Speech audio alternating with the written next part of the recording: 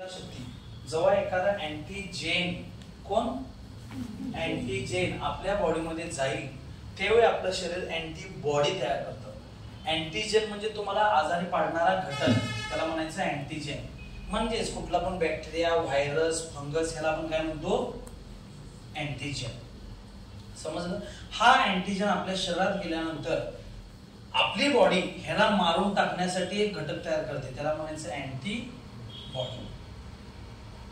समजलं? म्हणजे पाहिजे पण आपल्याला अँटीबॉडी, एवढं तर समजलं. पण अँटीबॉडी कोणासाठी तयार होतात? ह्याला मारायसाठी. म्हणजे कोणाला मारायसाठी? अँटीजेन. कारण antigen is nothing but disease causing organism. ज्याच्यामुळे आजार होतो तो मायक्रो ऑर्गॅनिझम, ह्याला अँटीजेन असं म्हणतात. आणि आपलं शरीर अँटीबॉडी तयार करतंय, कारण ह्यालाच म्हणायचं इम्युनिटी. मग आपलं शरीर कसं करते ते बघूयात आपण. कारण तर दोन प्रकार आहेत इम्युनिटीचे, इन्नेट आणि ॲक्वायर्ड. इन्नेट म्हणजे जन्मतः असणारे घटक आपल्या बॉडीमध्ये असं काही आहे त्याच्यामुळे आपल्याला आजारच होत नाही, त्याला म्हणलं इनएट. इन म्हणजे आलेले, कोणाकडनं आलेले? आई आणि वडिलांकडनं तुमच्याकडे आलेले, त्याला काय म्हणायचं? इनएट. ॲक्वायर्ड म्हणजे शिकलेले, नंतर आलेले, जन्मानंतर आलेले. समजा लागले? इनएट म्हणजे कसे? आई वडिलांकडून आलेले, म्हणजे जन्मतः, एवढं लक्षात ठेवा. आणि जन्मानंतरचे ॲक्वायर्ड. मग ॲक्वायर्ड मध्ये अँटीजेन अँटीबॉडीचा रोल असतो, इनएट मध्ये वेगळं वेगळं असतं. फॉर एक्झाम्पल तुम्हाला घाम येतो, हे येतं, तोंडावर तेल येतं, आपण धुतो, बेकार आपण. Oil is very necessary to fight the organism. कशासाठी येतं ते? उदाहरण दिलं बरं का अजून इनएट मध्ये. कारण आपल्याला नको आहे, आपला विषय झाला. आपल्याला तेलकट वाटते, आपला विषय झाला. पण बॉडीला पाहिजे ना. कशासाठी? कुठलाही मायक्रोऑर्गॅनिझम येऊ नये डायरेक्ट तोंडावर, स्किन मधून घुसू नये. ओके, काय म्हणतो मी? कळलं? दुसरी गोष्ट, घाम येतोय आपल्याला, कशासाठी येतोय? इथून जंतू जाऊ नये यासाठी. इथं तेल येत नाही, इथं काय स्वेट ग्लँड आहे, इथं कुठलं आहे? सीबेसियस आहे. समजा लागले? भुवया आहेत, कशासाठी? कोरण्यासाठी नाही, अजिबात अजिबात नाही कोरण्यासाठी. आलेला घाम डोक्यातनं जो आहे तो जर डोळ्यात गेला तर डोळ्यामधले सगळे आपले सेल खराब होतात. मग हा घाम ट्रॅप करायचं काम कोणाचं आहे? भुवया. ह्याला म्हणायचं इनएट, जन्मतः आलेलं. तुम्हाला ताप येतो, तुम्हाला कशासाठी येतोय? आपण ताप कमायची बोलतात, ताप कमायची बोलते खायची नसते, लगेच तरी खायची नसते. का? कारण तुमच्या शरीरामध्ये एखादा ऑर्गॅनिझम गेलाय, अँटीजेन गेलाय, त्याला मारून टाकण्यासाठी आपली बॉडी हीट होते, आपली बॉडी फीवर आणते. समजा लागले? फीवर समजायचं की आपल्या बॉडीमध्ये कोणाचं मारायचं काम चालू आहे. मग ते का गेले ह्याचं कारण शोधून त्याला मारून टाकायचं असतं. आपण काय करतोय? डोलो खातोय, बरोबर आहे? हे सगळे बॉडीचे नॅचरल म्हणजे इननेट मेकॅनिझम आहे सगळे. कारण आपल्या नाकात हेअर कशासाठी असतात? हवेतले डस्ट जे पार्टिकल आहे हे जर आपल्या लंगच्या म्युकसला गेलं तर ते काहीतरी डेंजर होऊ शकतं. म्हणून तर हवा सगळी फिल्टर केली जाते, मग पाठवली जाते. आपण काय करतोय? कट करतोय. हेच कानामध्ये आपल्या वॅक्स येते, कशासाठी? वॅक्स वर त्या मायक्रोऑर्गॅनिझम चालता येत नाही. समजा लागलं? तिचा सम एक्झाम्पल्स आपण हे डिटेलमध्ये बघणार आहोत. पण त्याच्या आधी हे लय महत्वाचं आहे, हे लय अवघड आहे, ह्याच्यावर प्रश्न असले हे समजत नाही कोणाला. हे थोडं सोपं करून सांगण्याचा प्रयत्न करतो, म्हणजे समजून जाईल. एवढं जरी समजलं तरी आजचं लेक्चर वाचायला लागेल. That is acquired immunity.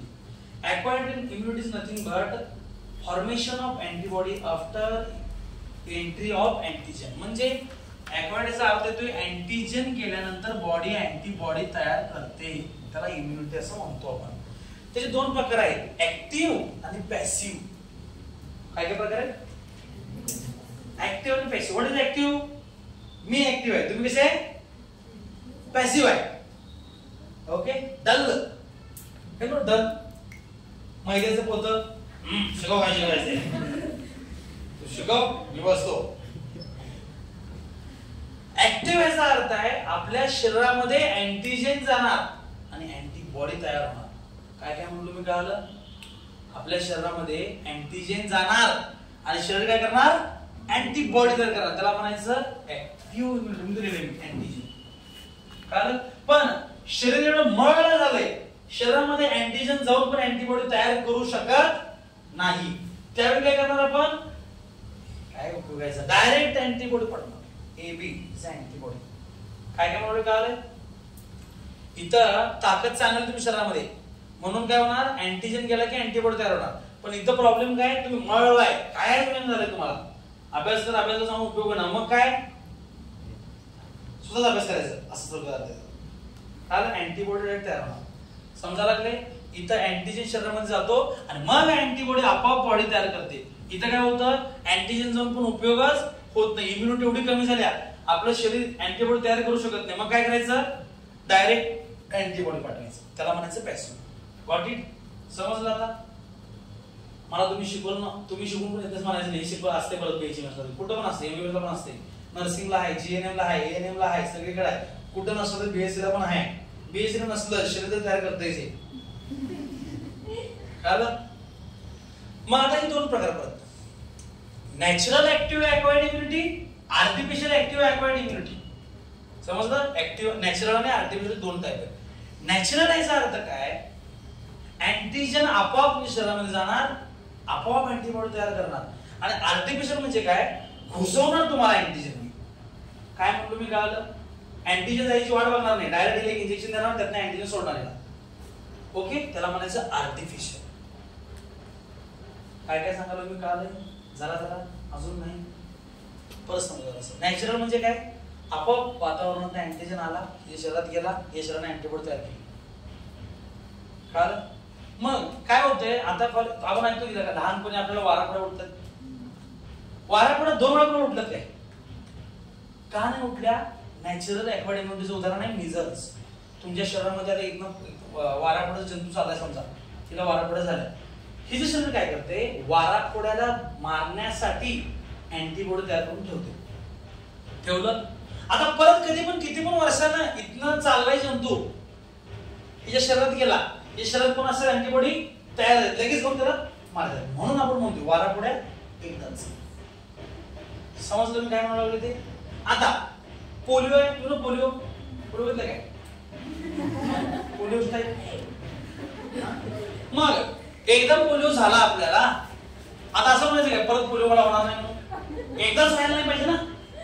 मी काय म्हणलो तुम्हाला? कळालं काय? एकदाच व्हायला नाही पाहिजे. मग काय करायचं? पोलिओच्या जंतूला अर्धवट मारायचं. काय करायचं? मारायचं त्याला अर्धवट. Vaccine, what is vaccine? म्हणून वॅक्सिन काय केलं माहिती आहे तुम्हाला? माहिती आहे?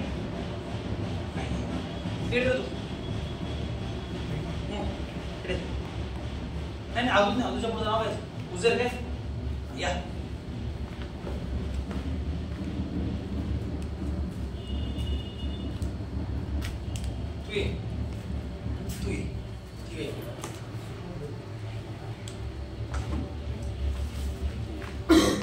जरा इकडे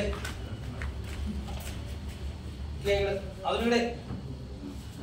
ह्या तिघांची फायटिंग लावलं, कोण जिंकणार? कोण जिंकणार? हा, उजेर जिंकणार. बरोबर आहे. आता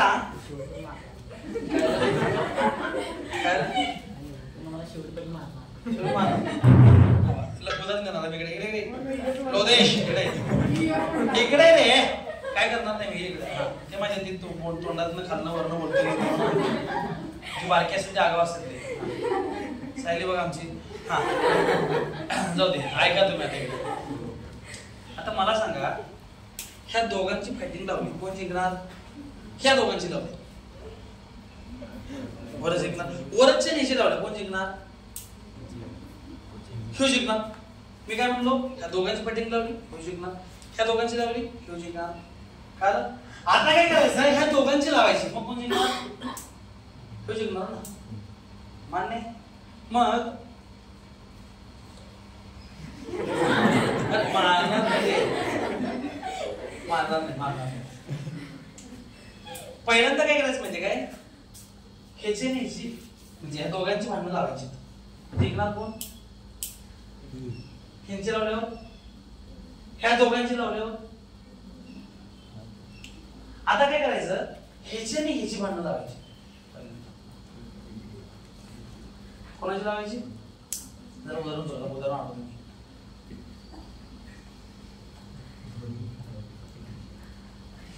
ह्याची आणि ह्याची भांडण लावली, ह्याची आणि ह्याची लावायची, हे बारीक दिसलं का हानते ह्याला. हा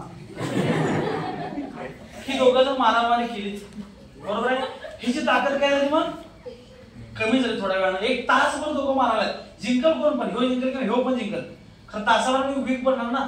आता काय करायचं दोघांच्या लावायचं, कोण जिंकणार, हे फ्रेश होतं काय दणका होतं, मग काय करणार जिंकणार कोण.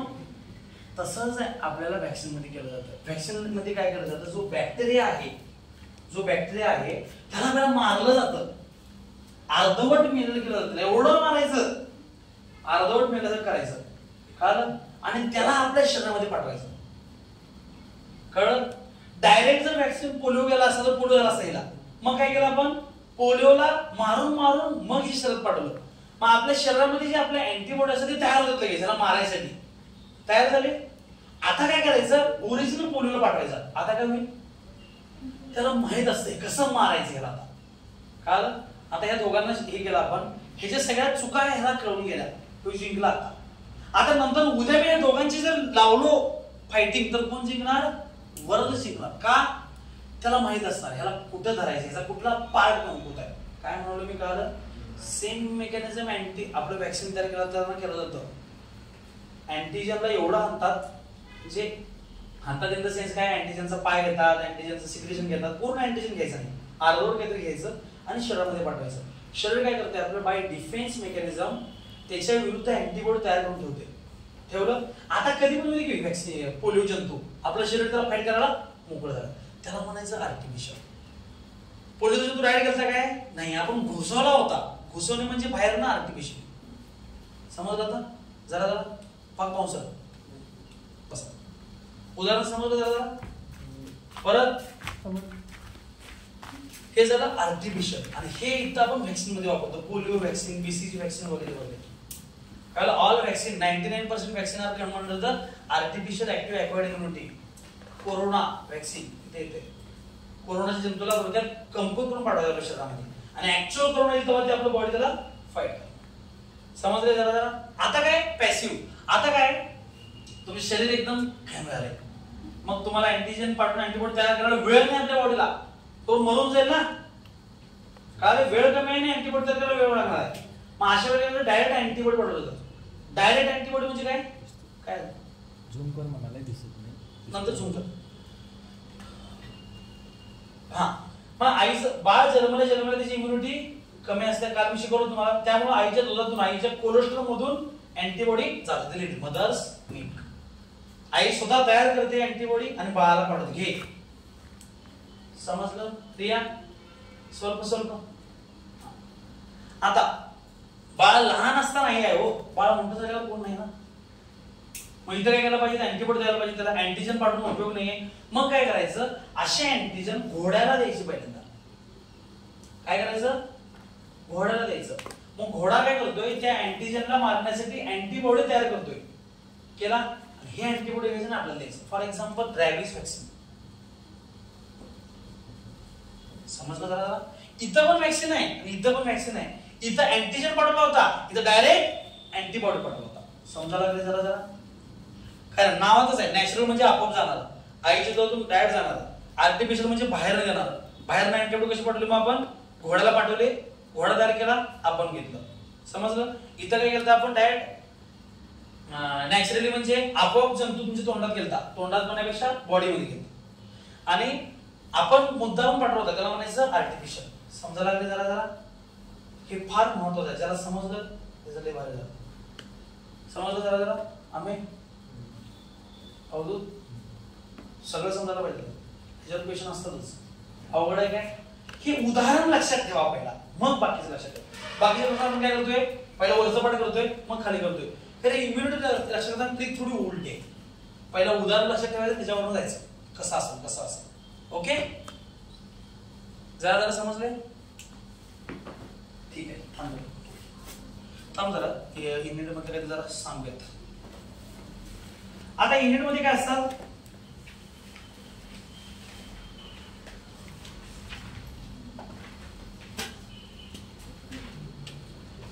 बॅरियर असतात सगळ्यात पहिला एपिथेलियल सरफेस.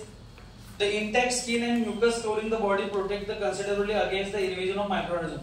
तुमची स्किन एवढी टाईट आहे किंवा म्युकस म्हणून एवढा टाईट आहे की त्यातून जंतू जाऊ शकत नाही असं त्यांनी सांगितलेलं आहे. The healthy skin possesses bactericidal activity due to presence of high concentration of salt and drying sweat. Healthy स्किनला तुमचा घाम येतो आणि या घामात येणारा जे मिठाचं प्रमाण आहे ह्याच्या काय आहे बॅक्टेरियोसाइडल ऍक्टिव्हिटी आहे. बॅक्टेरियो म्हणजे बॅक्टेरिया, सायडल म्हणजे किल करणे. बॅक्टेरियाला किल करण्याची कॅपॅसिटी घामामध्ये आणि आपण काय करतो घाम धुवून टाकतो. Sebaceous secretion मगाशी सांगितलं sebaceous secretion and long chain of fatty acid have bactericidal and fungicidal properties. Fungal infection कधी पण लक्षात ठेवा जाणीवच होते, बॉडी कुठं होते चेहऱ्यावर लगेच होत नसते कारण त्याच्यात अँटी फंगल हे असतात. पण सर नाही मी बघितली की आमच्या दिदी चेहऱ्यावर होतं, चेहऱ्यावर पण होते की ज्याला तेल जास्त येत नाही त्याला होते. काय म्हणलो मी कळालं? देवानं प्रत्येक गोष्ट काहीतरी कामासाठी दिलेली आहे. आपण काय करतोय कधी म्हणतोय आय फॉर ब्रोज कोरण्यासाठी म्हणून ठीक आहे कोरला काढून टाकलेलं नशीब म्हणतोय. Mucosa of respiratory tract has several innate mechanism of defense. The nose prevent entry of microorganism to the large. मी सांगितलं मला हे पण उदाहरण स्किनचं त्यानंतर चेहऱ्याचं आणि नोजचं हे येते इपिथेलियल सरफेस मध्ये.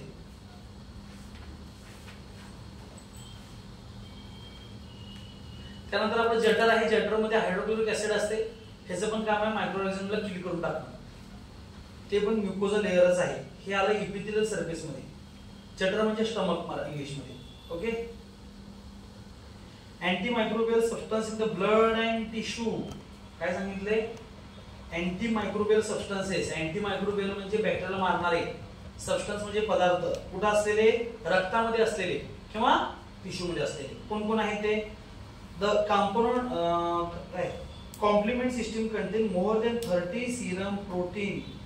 जवळपास 30 प्रोटीन आहेत. प्रोटीनचे पार्ट आहेत वेगळे. ते 30 कुठं राहतात? ते रक्तामध्ये आपल्या आणि त्यांचं काम काय मारून टाकणं. समजा लागलं किती आहेत ते? उद्याची मला लिस्ट पाहिजे तुमच्याकडे. चालेल. 30 प्रोटीन असलेले पदार्थ रक्तामधले ज्यांचं काम काय बॅक्टेरियोसाइड मायक्रोऑर्गॅनिझमला मारून टाकायचं. कुठले 30 आहेत त्याने दिले नसतील, मे बी दिले असतील तर मला माहित नाही. तर तुमच्याकडे मला 30 नाव पाहिजे जे पुस्तकात नाही तुमच्या. चालेल.